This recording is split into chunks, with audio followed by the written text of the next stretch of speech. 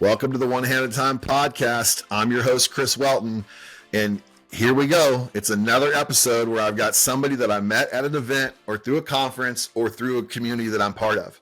And today's guest, I cannot wait to break down what he's been able to do, the intensity he brings to our calls, and just he's operating at such a high level. Connecting with him today was super important to me to get him on the call. So thank you so much for being on the call today, Ted. Chris, I appreciate it, man. Humbled to be here. I'm excited to have this conversation, man. Let's go. Yeah, let's go for it, man. I played moderately, played high school football, and had opportunities to coach quite a bit as I have a stepson that's now in his 30s, but was able to coach him through the middle school, high school levels and do those kind of things. And, always had the dreams of possibly going and doing something else, but you've done that. So I want to know how you go from, obviously you played football at a good sized school, Toledo. I was in Indiana for 20 plus years, so I know where Toledo is. A lot of people don't, that aren't from the Midwest or been there, but I know where that is. We had some kids come out of our high school program and go there. So I understand where that is, but how do you go from, the high school ranks on the coaching side and what's that look like? Like, I'm so intrigued by that. Like, how did you get your foot in the door to be where you are now? Great question. And yeah, if you're in the Midwest, you know where Toledo is, but it is a great city, great state of Ohio. And grew up just across the bridge there in Michigan. But it's a lot of luck, man. I think number one, being prepared when you work your ass off, when you do everything right, you set yourself up for success. When those opportunities do present themselves, then you maximize them, you capitalize on them. So for me, when I was in high school, I started coaching. My whole dream, my wife was a special education teacher. I got my teaching license. So at one point we were, all right, we're going to grow up. We're going to marry, we're going to have kids, we're going to be teachers, we'll have summers off. I'm going to coach football. That was the plan. That was the goal. And then I got into my playing career in college and then realized, man, there's a real profession in performance and strength and conditioning in the elite level of training athletes to maximize their talents and their physical attributes. And then I said, okay, well, maybe I can actually start to go into this. So as I went into that, it was the same thing. I thought I was going to be in college the majority of my career because then I started as a graduate assistant, but then kind of lines met, and then I said, all right, cool, I'm in the high school level literally 1 month, then I go into the college setting for a year and a half, and then I get an opportunity to go in the NFL. But when I got that opportunity, it was basically a paid position, but I maxed out I made $10,000 that first year working in the NFL, Chris. So after one point, I didn't get a paycheck for 6 months, from literally, I think it was August all the way through February until I got promoted within the Detroit Lions. So for me, it was maximizing that opportunity, capitalizing on it, getting the opportunity. So I had to have a little bit of luck. It had to be a mutual connection where one guy said, yeah, we have this position, but it's limited earnings. And then the other guy recognizing, oh, Ted might be interested, presenting it to me. And then me not skipping a beat saying, I'll be there tomorrow if you need me. I don't care how much money I'm going to make. I'm going to go jump into this opportunity. Let's go do it. I love that I'll be there tomorrow mentality. And the reason why I say that is that I'm known for people all around the country that host events know that if I get their number, they're probably going to get a message or a video from me that says, hey, if your keynote speaker within 24 hours cancels and I'm not at the event, I will be there. Or if I'm in the crowd, hey, I'm going to go to this big event in a couple of weeks, and the guy who runs it knows that I'm going to hit him up a couple times. If somebody doesn't show up today, 5 minutes before, I'm already dressed and ready. Like I'm ready to get on stage. You can pull me out of the crowd. I'm ready to go. So I love that mentality because that's a separator, man. Like that's a separator. Like, we're not afraid, like Ted, I think that's why you and I hit it off. Like, we're not afraid to just go after what presents itself to us, and we make our opportunities as well. So, the high school side of things, and you're right, the performance it's amazing what has happened with performance. I played high school football in the 80s. It was a lot different back then. Like, literally, we would get punished if we didn't do what we were supposed to do. They would turn the water off at practice, like things like that. So like that was just, I remember being told, my coach would say, hey, if you're going to throw up, Welton, go throw up on an anthill, because we had fire ants on the football practice field. So like, that's just how it was, right? And then now they film practices and stuff to make sure nobody's being mistreated. I'm like, it's kind of soft in my opinion, but I played football at an era that you actually got to hit people, and it was a little bit different now. I mean, it should be protected. I had so many concussions. I tell my wife that this morning we were talking. I said, yeah, we have a little boy who's 6 months old. Our son's 6 months old, and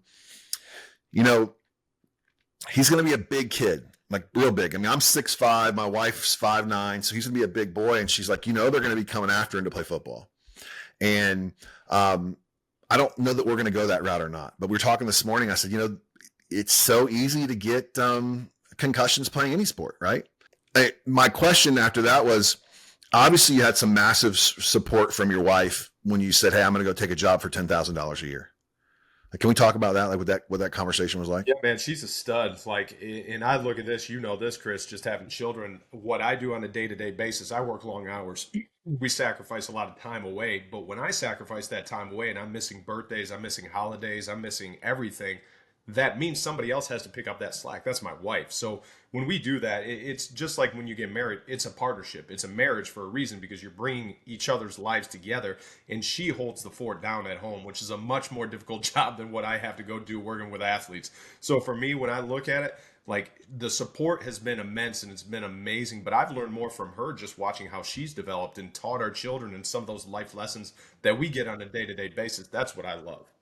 Yeah, I mean, my wife's the same way. She, when I decided to walk away from my corporate job in August of last year and become a full-time performance coach, that was, she gave me the blessing and was supported, and she knew that she'd have to do some stuff on her own for sure. It's awesome though, and that's why it's a partnership for a reason, right? It's we help each other out. It's just like going into performance coaching. You're coaching others in a partnership like a marriage. There's no better coaching profession because we're coaching each other. We're trying to help each other through the day-to-day balances of life, and that's what we're all trying to figure out. We're trying to maximize, become the best versions of ourselves, and I don't think you can do that without a partner like that. No, you're 1,000% right. I don't know how you would do that. Like you have to have that support. You have to be like, my wife's my number one fan. Yep. You know what I mean? And I'm hers. So like without that, you're not gonna get what you need out of that. Especially you travel with the team all the time, right? Yep. Yeah, I mean, football season is a grueling. Now, what do you guys play? 18 regular season game or 17 regular season games or 18? Like it's just 7 months. I mean, you're checking out, and that's what yeah. like people don't realize. The majority of the year, we're working 100 to 110, 120 hours a week, and it's the majority of the year. We get a little bit of time off in the summer, but then right when the season ends, hopefully you go through the Super Bowl in February, you're in the combine, you're in the draft mode, you're in the off-season training, you're going 11 months out of the year. I mean, there's not much slow down, and when you're going, the gas pedal is on full, and you're going 1,000 miles an hour. So I think that it does not slow down. It doesn't slow down for family time or anything else. Yeah, I don't know if that's what I would want. I mean, that's challenging. I think about that because when I was just coaching in the junior high or middle school levels, and it was a lot. And then the head coach of the football high school team said, "Chris, we want you to come be part of this defense. We want to do this stuff." But it was 6 days a week. Yep. I'm like every Saturday we were watching film, and I'm like, I didn't know. I don't want to do that. But I was running a company too, so it wasn't my job. But it was. I would love to be part of that, right? But you had to think that through. Now, when most people think performance, they think big muscles, right? Like performance, big muscles, right? Stronger, whatever. I want to pick your brain a little bit on the mental aspect of performance.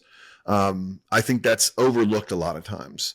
So I know that we share a same coach by the name of Ben Newman, who is a guru on the mental performance side. But how is that on your side, being the performance and strength coach for the Philadelphia Eagles, when it comes to the mental aspect of it? Yeah, I love this question because number one, we start from a simplistic, we always say simple but not easy. So from a simplistic standpoint, I say this, we're training three aspects of every athlete: mind, body, and soul. Everyone thinks about the body, especially with a sport like football. It's a combative sport, it's a violent sport, it's a physical sport. You have to have body armor. You have to be strong to perform. You have to have all these things. The mental side, Chris, is 99% more important because if you are not right up top, you're not going to be able to execute everything that you have from a physiological perspective. So if I've had guys that are amazing athletes, they are built physiologically like a freak. You look at the person, you're like, all right, that is an all-pro, Hall of Fame caliber player, but mentally they're not strong enough to make it through a practice, make it through a game. They can't remember their assignment. They can't overcome adversity and stress. In life, specifically in football, you're going to have stress. You're going to have adversity. That's why I love it. And that's why talking about whether you let your children play, that's what I keep coming back to because I've learned so many valuable life lessons through the sport of football that it's helped me within life when I've hit adversity, when I've hit stressful points, when you have to come up against it and you're like, hey, I've been here. I've been through uncomfortable stuff like this before. That's why I'm going to power through. That's the power of the mind. So, from a physiological standpoint, we know how to train, we know how to grow muscle, we know how to get strength and develop power. From a physiological to a psychological, that is a light year of difference. When you can get an athlete and you maximize them on both spaces, so you're talking about a psychologically strong, adaptable individual who can overcome adversity, who can lock into a process, to a standard, and then dominate one day at a time relentlessly. I'll show you an athlete that's probably going to become a Hall of Famer. Obviously, there's physical requirements, but when you have somebody that can lock into that mindset, and I'm talking about sport, business, running your own company, whatever you're doing, if you can approach life with that mental stability and that mental strength, because we're all going to fall, we're going to stumble, but then if you can get back up and then create more momentum and positively impact other people, you're going to be successful in no matter what you do. So that's what I love about the sport of football, because I think it builds that. I think it challenges you to have to overcome some of those things, just like we're all going to have to in life and business and whatever else we're dealing with. Yeah, as a fan of the game, I mean, football season for me is like the best time of the year. I can watch any team play. I'm a big college football guy. I don't know, I just love college football. But I was a Colts season ticket holder for almost 20 years, during the good and the bad and the ugly years. So I saw a lot of good and a lot of bad football. But just, it's amazing when you watch somebody, like, okay, he's got the physical talent, but boy, his head is not, woof. Like, I am not interested in bringing that guy into the team. And I applaud teams that rather take a guy that's more mentally focused and not a troublemaker, and maybe 0.2 of a second slower on the 40, but he's not going to infect your team with just the craziness. So you've got some powerful guys with that mental attitude on your team right now. Like Jalen Hurts, he comes from a Ben Newman pedigree via Nick Saban, right? Like, that's this whole mindset. I would imagine, I've never met Jalen or anything, but I would imagine that we could sit and have a conversation like we're having right now, just because we believe the same things when it comes to clarity and mind. How infectious is he in the locker room when it comes to those things? Infectious is a good word, because I like that as you describe him, because he instills confidence in the other teammates. So he'll install confidence in the coaching staff, in the front office, and ownership, and in his teammates, because he's got this stoicism about him, because he believes he has core values. He believes the standard has to be predicated on what his daily process is. He doesn't believe you can just show up. And the greatest players I've ever been around, the Aaron Donalds of the world, the Calvin Johnsons, guys who I've been very spoiled to work with, they all have this same quality, where it's a daily process and it's the standard of what they show up with, their mental attitude, their physical prowess, how they work, they put in the effort, but it's how they show up every day repetitiously. They're doing it consistent. I firmly believe consistency is one of the best markers. It's a separator. Once again, if you can consistently show up, not just day after day, but months, years in, you're going to build yourself into a successful pattern in whatever you're trying to do. Guys like Jalen Hurts, guys like that, they have that. They're not focused on, I want to win a world championship. Do they want that? Absolutely. But do they understand they have to dominate the process right now, today, to get there? Yes, absolutely. Because if you don't focus on the process, you're going to lose the end result. But when you do focus on the process, the results will take care of themselves over time.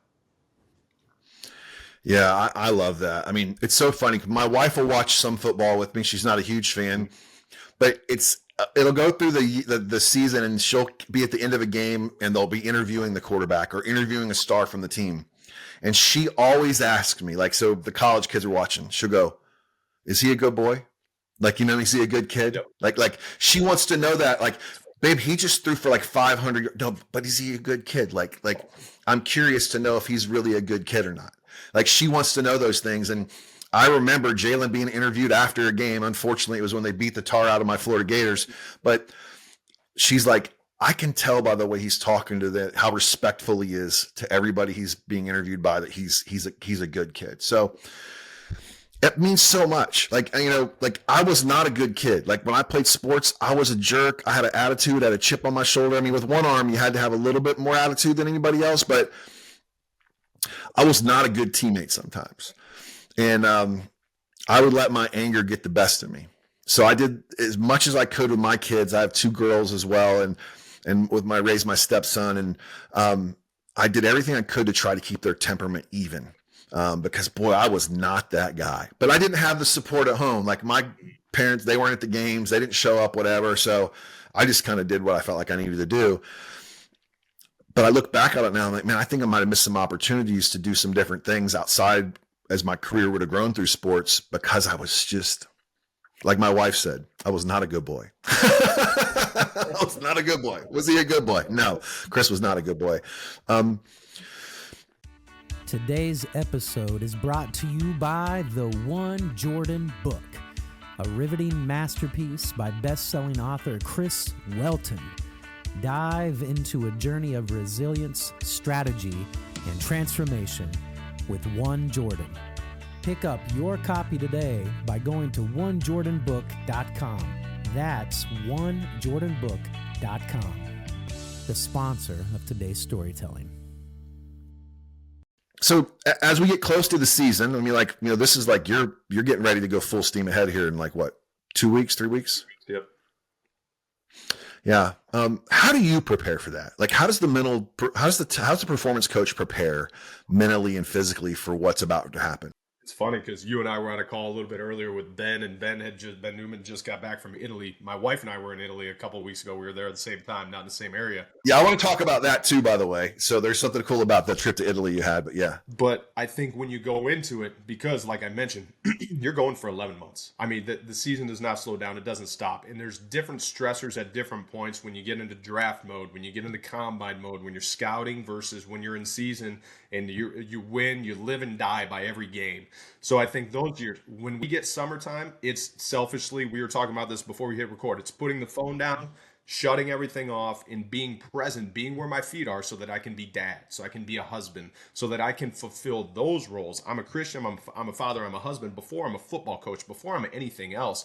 Those things have to take place because if I'm ranking that priority order, I got to be there for my kids because we do miss a lot because the schedule is dictated by where we have to travel, Brazil, London, whatever. I can't choose the schedule. So if I miss a birthday, it's because the schedule is what it is. I can't control that. So when I am home, that summertime is sacred to me, Chris. I have to lock in. I have to check out from everything else that's going on. And I got to be present because I have to fulfill those obligations because those are the most important things that I'm doing. It's so hard to do that though. Mm-hmm.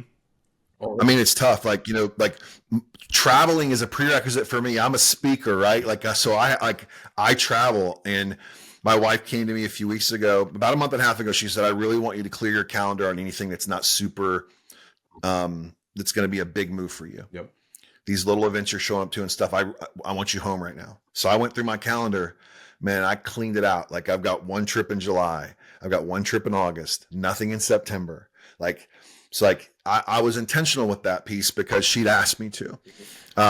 She goes, it's just going to get more. It's going to be more like as your book continues to grow and the things you're doing with Ben, there's going to be a bigger demand on you. She said, I just ask that you are selective with the trips you do. Now, you don't have that option. You can't do that if you have I've got to get on a plane and go with the team. Like, there's no vacation days. there's no PTO. Right. So let's talk about Italy real quick, because you and I were texting and you're like, did I get it right? You and your wife own part of a basketball team in Italy? Yeah, we're minority owners. We invested in a basketball team called Pallacanestro Trieste. So it was an awesome trip, man. We ended up going out there. It's like a welcome to Wrexham type situation if you look at it like their European sports are amazing. And we're part of this American group that bought into this team. And we bought them 2 years ago now. We bought them in the midst of a season, ended up getting relegated back then, so it was a tough time. And we're an American group. What's unique about this too, you talk about just life lessons. We're buying as an American group, and you're basically investing into this new city. It's Trieste. It's in the northeastern part of Italy, and it's right on the border of Slovenia and Croatia. We're trying to get entrenched in the local government and learn how they do things. And we're trying to come in, obviously, as respectfully as possible, but we're still trying to build a business and build an organization. A professional sports team is hard enough to build when you're speaking the same language. Then when you have language barriers and you have government things that you have to work through different processes that you're not used to, that's a challenge, man. You talk about a leadership lesson. Like, it was amazing what we've learned already.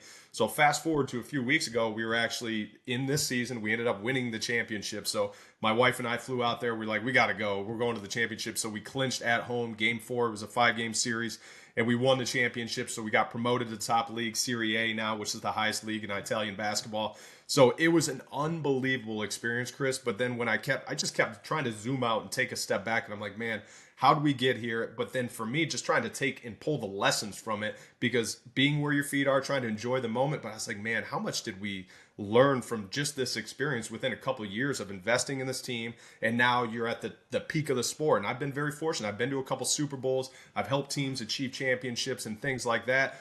But when you don't take the time to step back and allow yourself to learn from some of the processes that helped you get there, and then also some of the failures and the mistakes that helped you also get there, I think you have to be able to zoom out to do that. So it was an unbelievable experience. It's a beautiful city. If anyone out there has not been to Italy, Trieste it's a port city. It's right by Venice. So now all the cruise ships have gotten redirected outside of Venice into Trieste. A really beautiful, cool little town. Unbelievable people. The pasta's awesome, as you can imagine, Chris. But man, pasta and wine, those are two of our passions. So it was a good trip, man. It was awesome. I'm a pasta guy for sure. I'm not a big wine drinker, but pasta is definitely a downfall for me. I'm curious how technology has changed your job, changed what you do. I mean, like, you know, I spoke a little bit earlier about high school. When I was in high school, like there was really like literally before our games, we either had La Spada's sub shop, a kid I played school with. They would deliver steak and cheese subs for everybody to eat before the game, or we'd have pizza. Like it's changed so much now, right? I mean, how dialed in nutrition and everything is. But the technology piece, I had the opportunity like 3 years ago, I was in Denver and I got to go work out and train at one of the Denver Broncos, like facilities they have around Denver. And I saw machines I'd never seen before. Like it was the craziest thing you'd ever seen, you know, like these different hydraulic setups. And I'm curious how that has changed your job and what it's taken for you to make sure that you understand what everything is, because you've got to constantly be learning new tactics, right? Because of the technology. Yeah, it's almost a full-time job when you look at just from an innovation standpoint and trying to stay ahead of the curve from a technological standpoint. That's a full-time job. Just the equipment, like you hit on, Chris, the equipment has changed dramatically within the last 10, 20 years. But the other side of it, so the amount of data that we're getting, that's why data analytics is growing so fast and so rapidly. I literally, every athlete, and we have 90 guys on our roster, every athlete, I have millions and millions of rows of data on each and every athlete individually through every season. So for me, whether it's a force plate, we're jumping on a force plate multiple times throughout the week. I'm literally collecting hundreds and thousands of data points per jump, per athlete. So when you look at that, we're rating things like neuromuscular fatigue, rate of power development, how fast, how twitchy are they? Are they fatigued at this rate? Do we need to change maybe their rest or their maintenance protocol? So now you start talking about tweaking practice reps and load management and some of those things. We track every step that our players take. We're looking at things like heart rate variability. We're looking at sleep now. We're tracking deep sleep and REM sleep. We're getting all these data points. So sometimes you can get paralyzed by the amount of data that's coming in and you're ingesting all these things. You're almost drinking through a fire hose. So you have to start, once again, that simplistic standpoint from what's important. All right, let's just start with total volume. For us, that's how many steps a player takes or how much yardage, total yardage that they follow through in a practice. So I can capitalize on, all right, here's their total load. Now we're going to look at high speed yardage because we know that's going to be a different stressor on the body. Then we can throw in these different markers like monotony and strain. We can throw in these different calculations, whether it's acute and chronic ratio. And we're starting to look at each individual data point.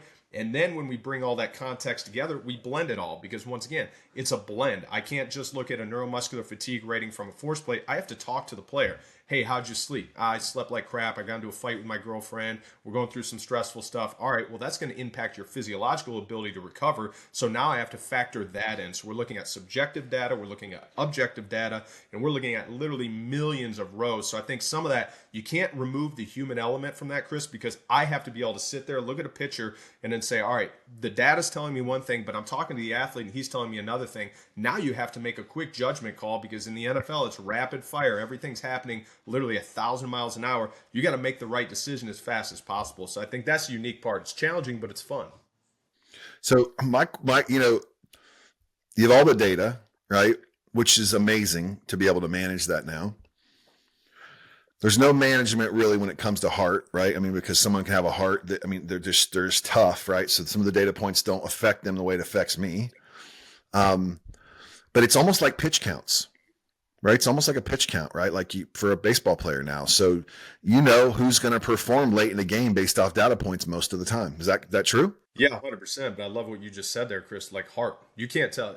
A Jason Kelsey, who just finished a Hall of Fame level career, who weighs in the 280s, he's undersized. He's not, he shouldn't be able to do something. He just did it for 14 years, and he did it at one of the highest levels ever done. So can you capitalize on all the data points? Yes. But once again, that human element, how bad do you want it? Have you been through significant adversity in your life, and did you overcome it? What did you learn from it?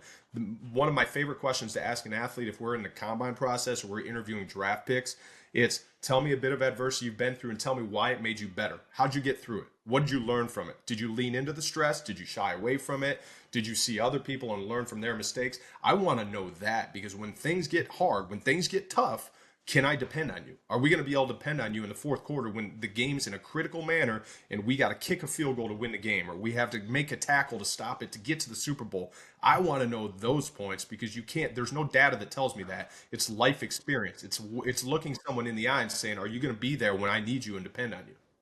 Yeah, I think that's huge. And you also have like, how many brothers did you have when you got beat up all the time? How often were you dominated by one of your brothers, or what was your home life? Yeah. Like what street did you grow up on? Like my neighborhood, we had a lot of rough games in my neighborhood growing up. So like, I would take a kid from my neighborhood any day of the week over a kid that grew up 3 miles away. You know, that's just how it was. So, I mean, it's amazing what the games have evolved to, and the athletes, how things have changed. Dude, so let's talk Ben Newman real quick. Mm-hmm. How did you get in touch? Like, how did you and Ben connect? You saw today he got on there and talked about how him and I connected by him sending me one shoe. But how did you and Ben connect? Yeah, random. Had lunch together in the Los Angeles Rams facility in 2000. I think it was 2017. Might have been my first year in LA. And a mutual connection, because he had done some work with the Miami Dolphins. When I left the Dolphins, I went to the Rams. So I know some people there, and they're like, hey, this guy's coming by. You should have lunch with him. Just sat down. Within 2 minutes, Chris, it was one of those things where like, oh, me and this guy, we're literally speaking the same language. We believe in the same, we're reading similar stuff. We have this growth mindset, and we just started going. And from that point, I mean, whatever that's been 7-8 years now, we haven't skipped a beat, man. And he's helped me with some amazing things. He's taught me amazing lessons. Hopefully I've helped him a couple different ways, but we've just kind of built this friendship, and we've grown, and we've iron sharpens iron. It's one of my favorite things. And that's a guy, he describes that. He lives that definition because he's helped me so much. He's changed my life over the last 18 months. Love it. For sure. He's become a mentor, a friend, a coach. He's been everything that I needed at that point in my life, which has been amazing on my journey I've been on. So I want to end with one thing here. You're an average, what people are considering an average high school football player, but you want to do more. You want to be more. You get ready to go into your junior year. Like what would you recommend that could be a separator for you to really just take off this season? The greatest separator is the work. It's your action. It's everything that Ben talks about. It's what we talk about. It's what I've seen the Hall of Fame level caliber players. It's action. So if you want to be a better version of yourself, so in this situation, if you want to develop into a better football player, what did you do today from a nutritional standpoint? Did you make the right nutritional strategy? Did you eat the right things that you know you should eat? Did you wake up early? Did you get a workout in before your competition did? Did you set your alarm, whether it's it's summer months right now? Did you set your alarm for 5:30 in the morning when everybody else is going to sleep in until 8 a.m., go to the pool, play all day? Did you get up and get 2 workouts in before your competition? It's the Kobe Bryant thing. Kobe Bryant used to get up at 3 in the morning so that he could get 3 consistent workouts in a day because he knew no one else was doing it. Your separator is your work. It's your action. Are you putting in the daily habits that you know will take you to becoming a better football player in your junior, your senior season? Those actions have to be developed, and they have to be implemented today.